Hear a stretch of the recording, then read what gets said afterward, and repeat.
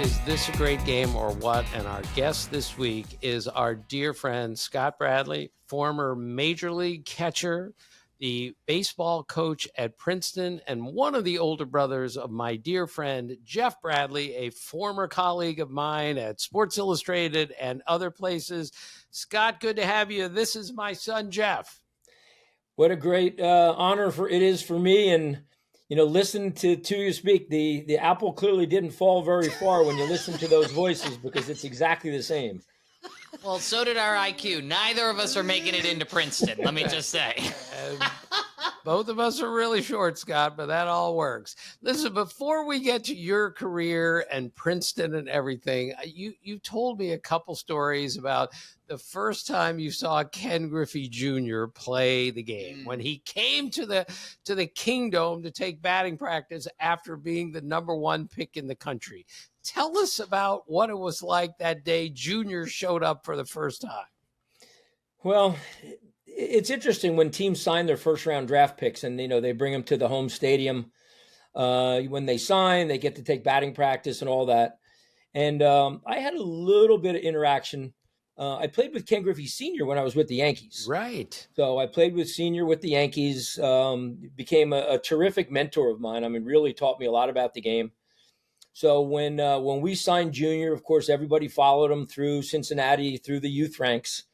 And when we signed him, we brought him into Seattle, and a big commotion, brought him out, let him take some batting practice, had his hat on backwards already. So walked out with his hat on backwards. And I can vividly remember just standing next to Harold Reynolds and Alvin Davis. And the whole turtle, the backstop was surrounded by the press. And Junior stood up there, and like where most young kids go up and immediately just start trying to pull and yank and hit the ball in the seats, Junior just sort of got in there with that smile of his and just started to hit one line drive after another into left field.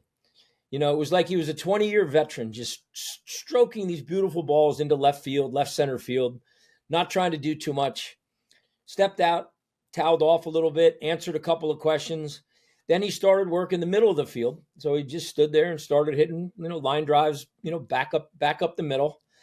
And Alvin and Harold and I were just shaking our heads saying, man, he's way mature beyond his years. Look what he's not trying to do too much.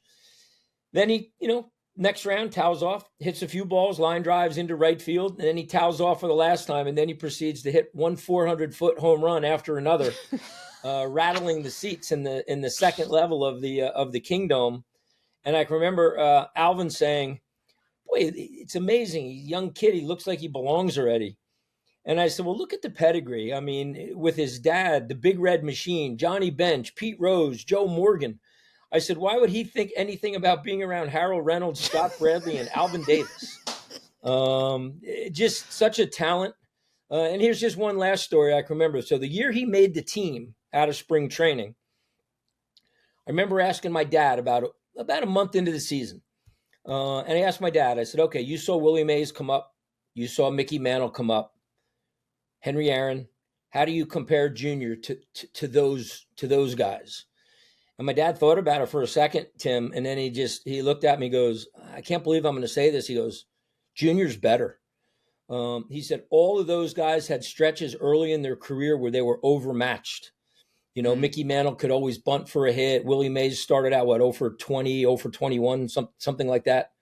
He goes, I've just never seen this kid overmatched by anybody. He's not getting hits all the time. And I thought it was a really good analogy of what my dad said, because he never was from day one.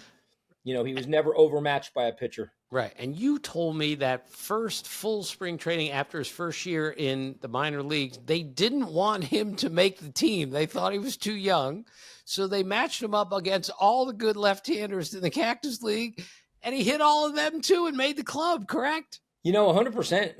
They started out the year, a lot of the older guys aren't ready to play yet. So Junior got a chance to play, quite a bit in our first, 10, 15 games in spring training. He was getting all his hits, but most of his hits were coming against, minor league guys and some of the big league guys who would be out there for an inning, just trying to get some work in. And he started to get some press. He started to get a lot of attention. So I think the Mariners at that point panicked a little bit. I said, okay, we'll show this kid what the big leagues are really like. So they ran him out there every day against everybody, the lefties, the righties. I mean, it was just unbelievable. They were hoping that he was going to have a cold stretch. Never happened. Finally, not only was he the best player on our team, he was the best player in the Cactus League, and we had no chance or no other choice but to have him on our team. He was that good. Scott, we have so much to talk to you about, so it's even hard to think about where to go next. But our next episode, which will air tomorrow, we're going to be recording from Povich Field, the Bethesda Big Train, and the Cal Ripken Woodbat Collegiate Summer League. How important for you is it to have your players playing in leagues like this, to have college players playing throughout the season and then in the summer? And I mean, it's just something special. I grew up going to Big Train games, and it's magical. It really is. And it's such a unique experience for our kids. And the summer leagues, just like everything else with college athletics, with the minor league systems, and now are really changing. The impact of the draft and the timing of the draft has really made a big difference in some of these leagues. A lot of them have a tough time fielding players after the draft, because at that point players are ready to head home. Agents and advisors are running the show for a lot of these players. So if a pitcher has a really good outing, lights up the radar gun, the advisor will tell the guy, look, time to go home. That's it. But for our kids, we try to, it's an amazing experience. It makes the rest of their college baseball that much better, because every time we go play against another team, hey, I played with that guy last summer, we played against him, so for the Ivy League kids, especially, to go play with the Power 5 schools or kids, to be able to interact with all those guys, it really makes their college experience that much better. The Big Train, really holds a special place in my heart. Bruce Adams, who's a Princeton alum, founded the Big Train, started the whole Povich Field. Matty Bowman, who it just got called up by the Orioles again. He's been sort of up and down with them. Played for the Big Train. One of my favorite players we ever had, Pat Boren, my first couple years, played for the Big Train. So it's a really unique team. It's some history to it. And so anytime we can send somebody there, we try to. Scott, you used the word play an awful lot just now. How important is it, and it sounds ridiculous, for guys who are in high school going to college to play during the summer, as opposed to maybe just going to the cage or going to the weight room? Playing is all that matters. Am I right about this? Tim, you're so right. And I feel bad that some of these kids are just being, misled. It's the fun part. What's better than summer, having 4 or 5 games a week? I can remember playing on 3 different teams in the summertime and running from one team to another and changing uniforms, in the car. And they weren't all these high-profile travel leagues. They were semi-pro leagues. It was American Legion. It was anywhere I could find a game, I was going to go. I do a lot of showcases and camps, around the country in the summer to recruit. And the first question that I ask the kids, a lot of these have meet and greets where you can kind of say hi to the kids and everything. And the first thing I ask them, I go, hey, the camps are great. You're going to put yourself in front of the coaches and stuff. But what team are you playing on? Well, I'm not playing on a team. I'm just going to go to camps and I'm going to go to showcases. And I'm like, don't you want to be with your friends? Don't you want to play games? You train all the time. There's a time to play. And you know what? You can train and learn your skills and everything, but the only way to become better is you got to be able to put it into games. And that's the fun part. Our baseball mortality is in front of us all the time, right? At any point, a high school kid can't play in college. A college kid can't play in pro ball. So to give up games and playing and competing to train when the end may be coming sooner than you think, right? So you're just training instead of playing. You get plenty of practice and reps when you play games, as opposed to, and again, it doesn't have to be your parents flying all over the United States, right? It doesn't have to be all, it just needs to be consistent games where you can take batting practice before the game, you can take infield, outfield before the game, and where the game matters. So many of these tournaments that the kids go to now, they have like 12-man lineups. They have EHs, XHs, DHs, They have run rules in effect. So you may go to one of these events and your team has one game and you might play a 4-inning game because there's a run rule. You might get one at bat and no ground balls and you're 500 miles from home and that's your day of baseball. That doesn't make sense. Scott, when you went to high school and then when you went to Carolina, the goal before the season was we want to win the state championship. We want to win the NCAA championship. And we've kind of lost that, like winning for your school, for your town, for your team, correct? It is. And I had a chance to go out and see a state tournament in California a couple of weeks ago with a couple of our recruits.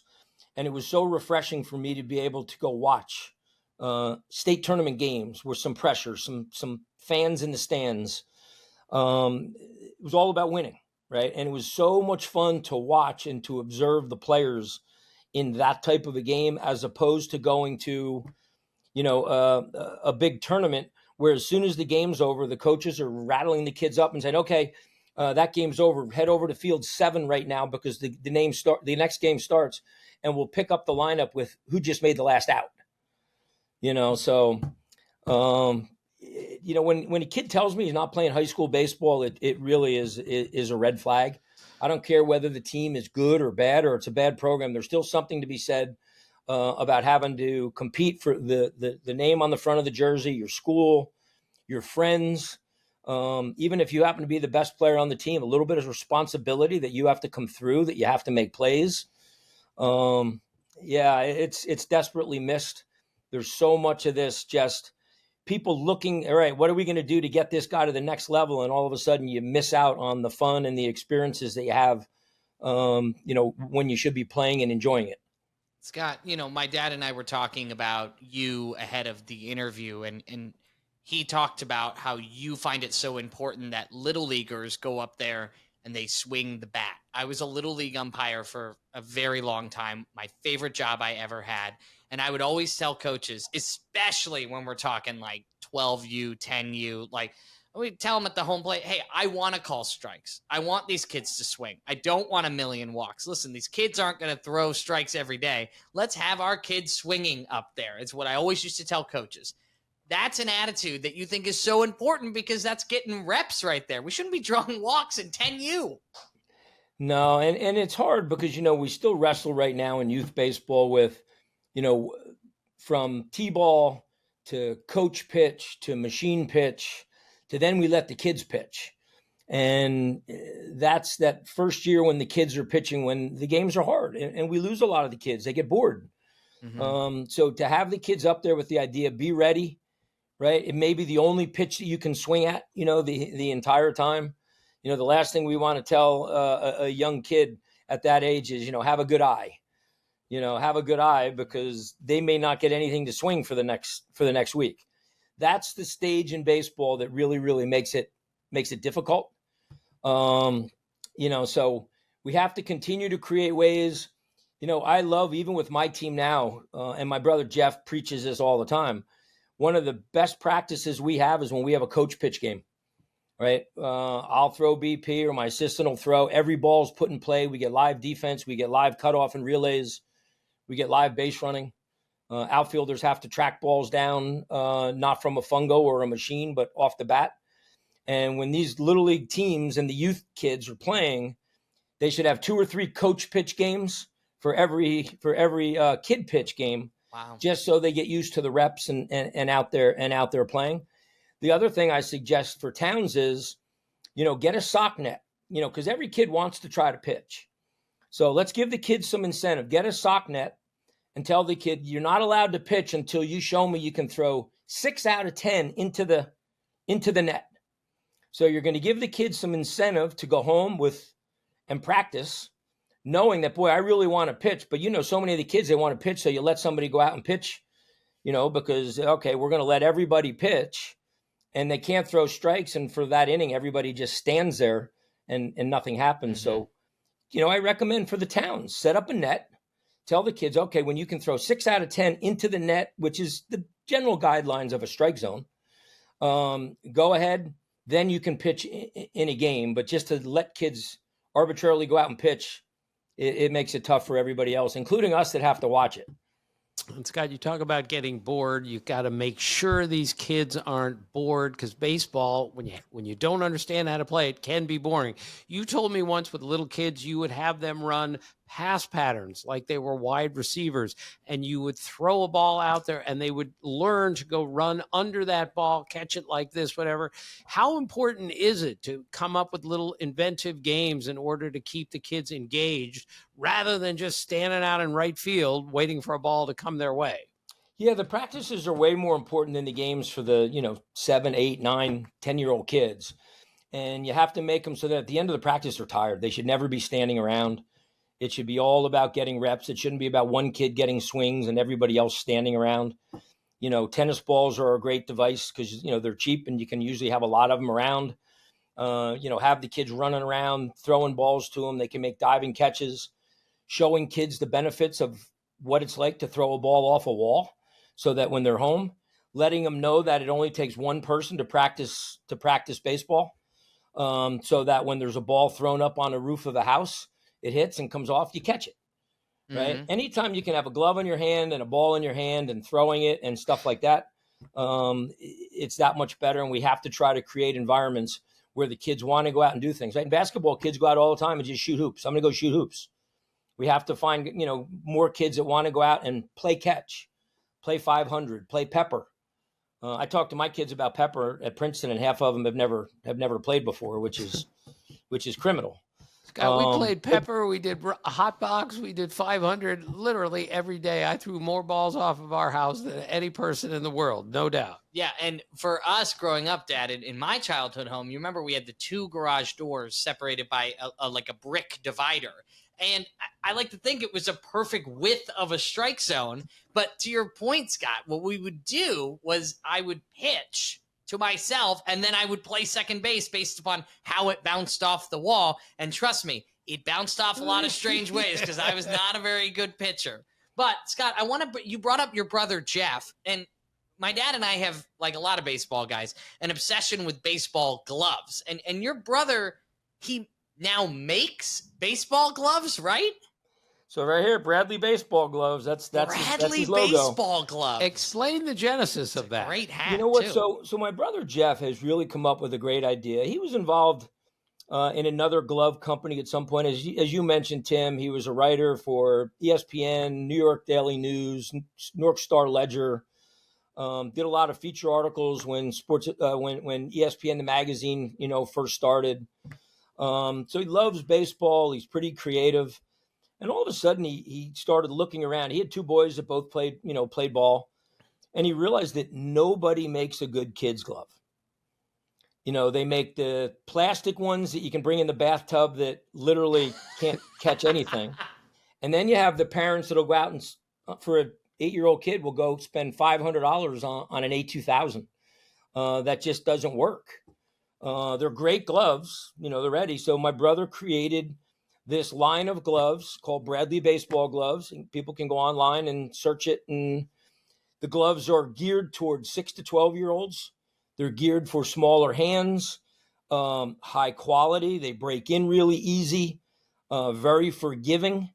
And it's his niche. I mean, people will come to him that use the glove all along and say, well, can you make a glove now as I get older? And my brother Jeff will say, nope, now it's time to go to Mizuno, go to Rawlings, go to, you're ready for that next glove.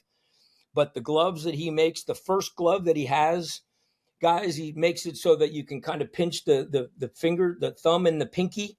The glove is made so your hand will sort of slide in so you don't hold it a conventional way so that you can close the glove properly. He really has come up with a great idea. He's got a great following. And the idea of, I would have parents come up to me in camp when we were running our little kids camps and mention something about, boy, my son's really struggling catching. And the first thing I do is I look at the glove and I say, well, I couldn't catch with this glove either. Right. I would give him like my old glove or a floppy old glove. And all of a sudden the kid's catching balls like he's Willie Mays. And the parents are like, oh my goodness, how'd you do that? I said, he's trying to catch with a shoebox. Right. Right? It doesn't work. So Scott, as a little league umpire, I can't even begin to count the amount of times I saw a second baseman reach up to catch a ball and the glove goes flying because the glove was too big for him. It was not the right fit. You Yep. totally understand it. And your brother tapped into something here, which He I did. think is so special. I mean, our podcast, we've worked with our friends at Game Changer before, and, the scoring app, and they're all about youth sports. And for your brother to find a problem that just our kids are experiencing, right? And for him to commit to that, I just think is so special. That's so neat. It And is. if And my for the dad and I didn't have huge hands, we would use them too, I'm sure. Yeah. And the neat thing too is for the parents, so many parents want to do anything for their kids. So when they're 7 years old, they go online and they search and what's the best baseball glove? And they're buying some $500 pro preferred glove that, the MLB guys are using, and they're trying to figure out how a 7-year-old can break that glove in and use it. And it just doesn't work. There's a time and a place to switch over to those gloves. They're all great companies. But Jeff really did capture something, and I think has really made an impact on the youth baseball scene. Right. Scott, you have sent so many Princeton baseball players to the big leagues. And now one of them, Chris Young, is the general manager of the Texas Rangers, who won the World Series a couple of years ago. And then Will Venable, one of your players, is now the manager of the Chicago White Sox. What kind of satisfaction is that for you to have coached these guys on the collegiate level and now see what so many of them have done on the big league level? Well, I have to add Mike Hazen, who's the GM of the Diamondbacks, right, and Mike Chernoff, who is GM of the Guardians. Right. We're also players for me. Right. I think we've had eight of our players, for an Ivy League school get to the big leagues. Matt Bowman is in the big leagues right now. Mike Ford was up and down in AAA, was in Japan last year. We had a terrific player named Scott Bandura that the Giants took in the 7th round, 2 years ago. That's having a terrific season. He was on that Philadelphia inner city Little League World Series team with Monet Davis. Scott was the catcher on that team. He played outfield for us, and now he's an outfielder in the Giants organization and really having a terrific season. It's, I love all my kids at Princeton. The reason I wanted to come here initially was I wanted to be around real student athletes that had other things in their lives besides baseball. I didn't want to go to, they didn't call them the Power 5 schools then, but I didn't want to go to school where the only thought in the kid's mind was turning pro and being big leaguers. I wanted to be around guys that were interested in the courses they were taking, that were interested in what was going on campus.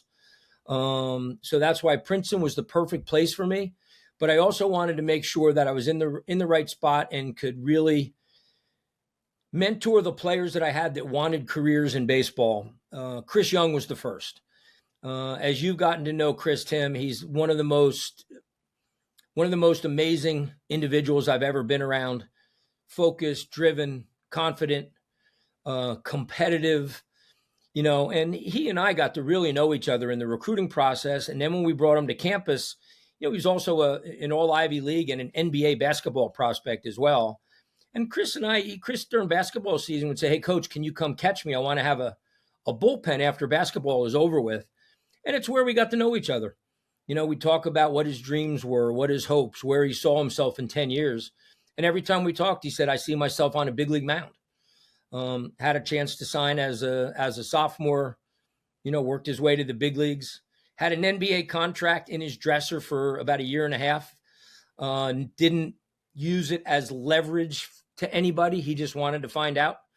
Once John Hart and the Texas Rangers sort of found out they had it, they signed Chris to a nice 3-year deal, so he didn't have to worry about basketball. But all our guys, the guys who have gotten to the big leagues, the guys that are doctors, the guys that are investment bankers, proud of all of them. And like I said, Princeton has been just a really special place for me. And the kids that we have, every one of them who've come through our program really hold a special place in my heart.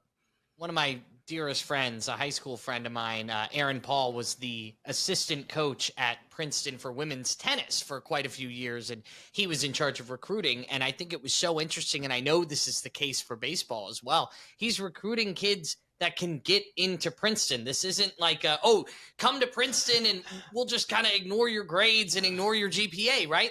So when you talk about having student athletes, student comes first for all of your athletes. 100%. And it even starts in the recruiting process. I don't go recruit somebody unless it's somebody I think that we can get into school.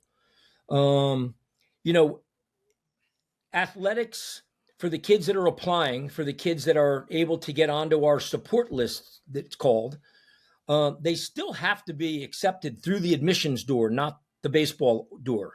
They'll look at those applications separately. If I need a catcher that year, and when I send my list up to the admissions office, and there's the catcher, they'll take that application out and they'll review it. They'll have different people look at it.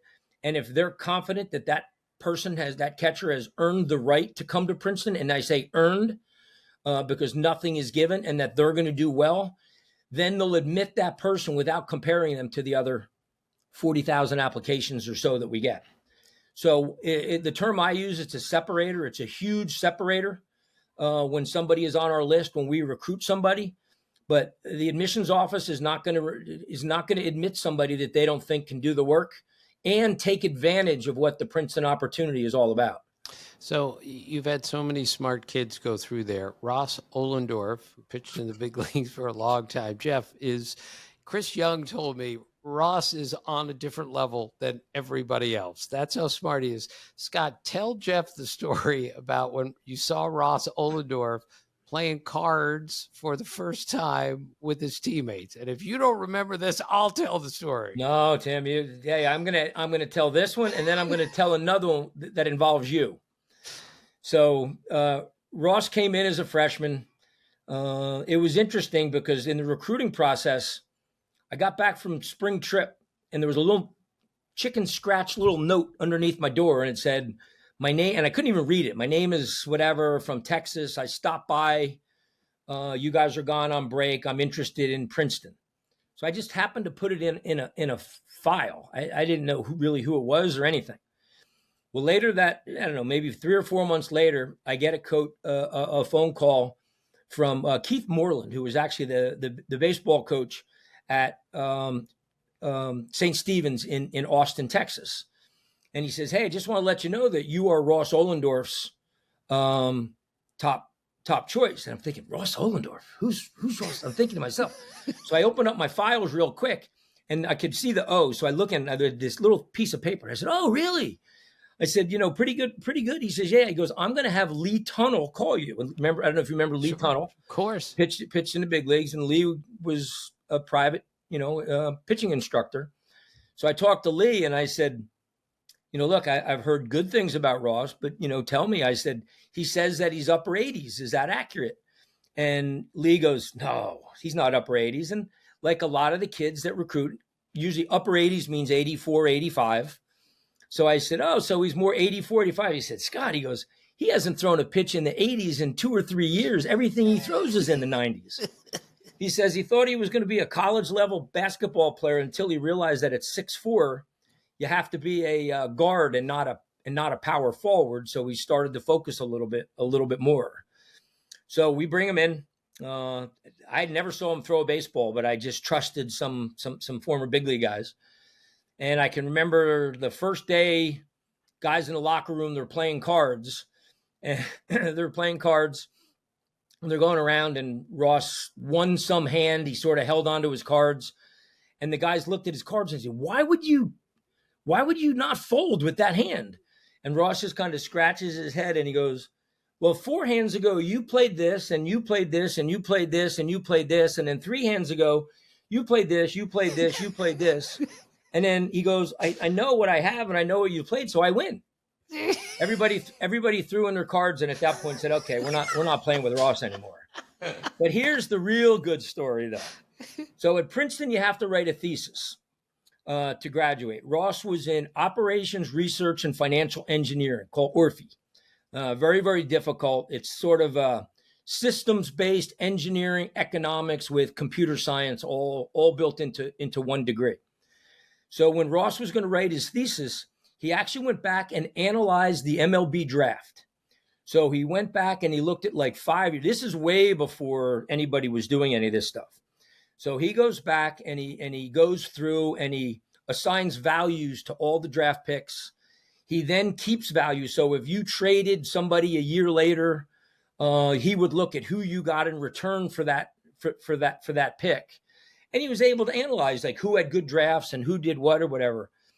So Tim, if you remember, you heard, I told you this about Ross's thesis and you said, oh my goodness, I would love to talk about this on Baseball Tonight before the draft. Do you think Ross would let me take a look at it? So we got you the thesis. Ross sent it to you. And I can remember you calling me up and saying, Scott, this is so above my level of intelligence. I can't understand anything that is in this book. And I said, okay, well, email Ross and ask for the Cliff Notes version.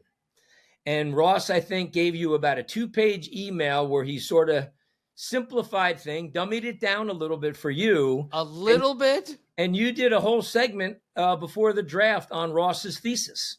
Right. Ross was indescribably smart. So I was talking to him about that thesis in the clubhouse at RFK at Nationals Park once. And Matt Capps, who was his teammate at the time, funny guy, walks by and he goes, isn't that the thesis that you stole from me, Ross? So they were all joking that he had written this incredible thesis, but he had stolen it from Matt Capps. They all knew how smart he was. And I remember asking him, I said, so Ross, how did you do on the SATs? And this was his answer. He goes, I got one wrong.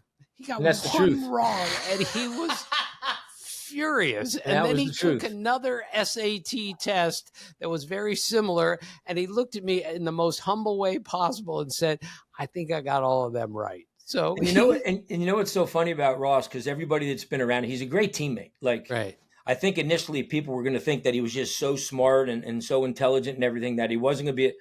But, you know, the family has a ranch. Ross runs the website. They sell Longhorn. Right. Cattle. He's worked on a ranch. He's done a lot of different things. And he told me that, and it was really funny because he said guys would come up and ask him about everything. Like, because they figure he was like the shell answer man because he was so smart. And he said he told so many stories and misled people and gave wrong answers and stuff like that all the time because he said his credibility was so high. He said they would believe anything that he said. It's like Brad Osmus, who went to Dartmouth, told me that teammates of his, they would watch Jeopardy together, and they all just assumed Brad would get every question right because he went to Dartmouth. He had to say, I can't do that just because I went to an Ivy League school. I can't get every Jeopardy answer right. This is ridiculous. It's so good. All right, Scott, before we let you go, we're going to be at the Big Train for a college wood bat all-star game tonight. So if you, as a college baseball coach and a former major league player, would go to a college kid who's trying to get drafted, who's trying to play in the big leagues, I know it's a big picture question. What is the most important thing that a junior from San Diego State who wants to play in the big leagues, what's the biggest thing you would advise him to do in order to get to his destination? Well, first of all, there has to be passion involved. Right. There has to be, it sounds typical, but there has to be for the love of the game. Right. It can't be because because what being a major league player brings to you. There's so many great players out there. There's arms everywhere, Tim. There's guys throwing 100 miles an hour in high school now. It's the hitters it's tough to find right now. Really is. So play, enjoy it. Your goal should always be to play, and I've said this all along, your goal should always be to play at the next level. So when you're a youth player, you should be, okay, I want to make the freshman team in high school. When you're a freshman high school, it's like, I hope I can play JV. When you're on the JV team, I want to make the varsity team. You can dream about being a big league player. You close your eyes every night. You can dream about being the center fielder or the shortstop for the New York Yankees. But your goal should always be a little bit tempered. It should be about playing at the next level.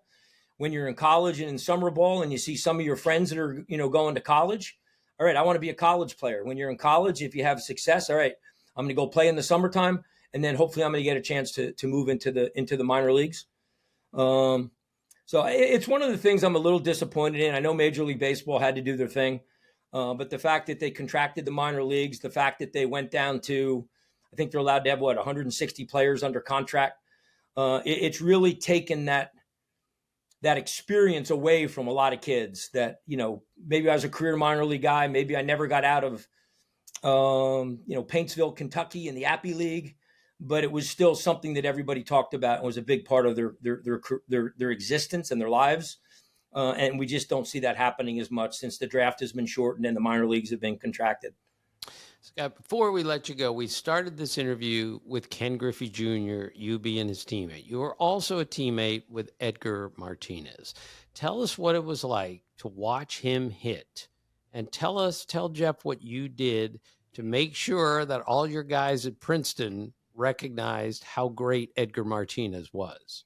Well, I think the best way, and since we've mentioned both of those guys, I tell people all the time, Ken Griffey Jr. was the best baseball player that I ever played with. And the list of Hall of Fame players that I played with is very extensive between the Yankees and the White Sox and everything else. But Ken Griffey Jr. was far and away the best all-around player. Edgar Martinez was without a doubt the best hitter that I've ever been that I've ever watched. For somebody who didn't run very well, for somebody who had his share of injuries, you'd watch batting practice and he would just light balls into right field. He'd work up the middle. He'd have 0-2 count off some of the nastiest pitchers in baseball, the Clemens and Dave Stieb, and it always looked like Edgar was in control.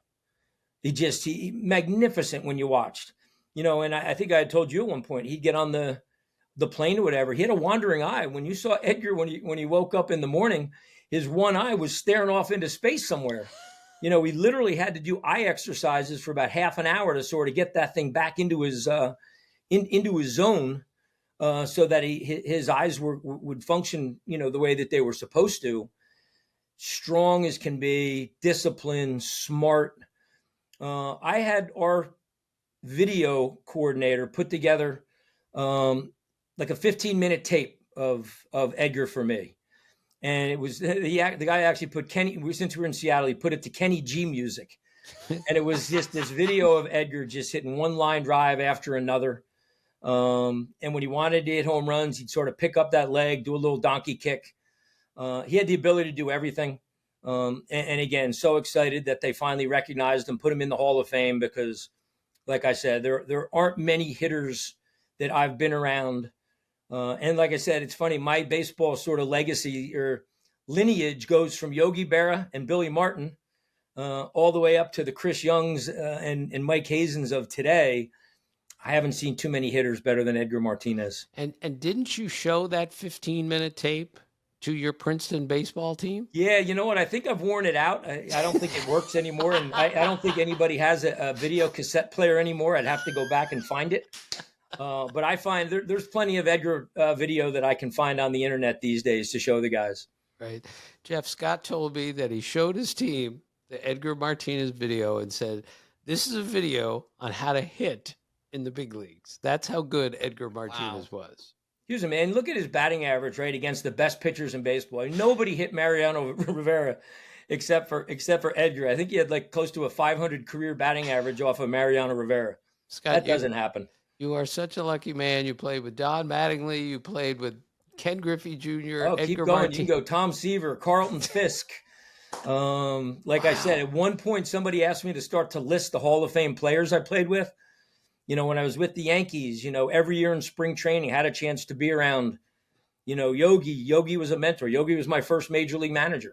How cool is that? Wow. That Yogi Berra was your first major league manager, right? Played for Billy Martin. Teammates with, Ron Guidry and Dave Winfield and Don Baylor and, just so many great players. Go to the White Sox and there's Tom Seaver, Carlton Fisk, Harold Baines, who absolutely belongs in the Hall of Fame. I don't care what anybody wants to say. Harold Baines for that stretch was just as dominant a hitter as there ever was. So I am very blessed. I'm very fortunate. I've had some amazing baseball experiences for somebody who is just a very average Major League Baseball player, that's for sure.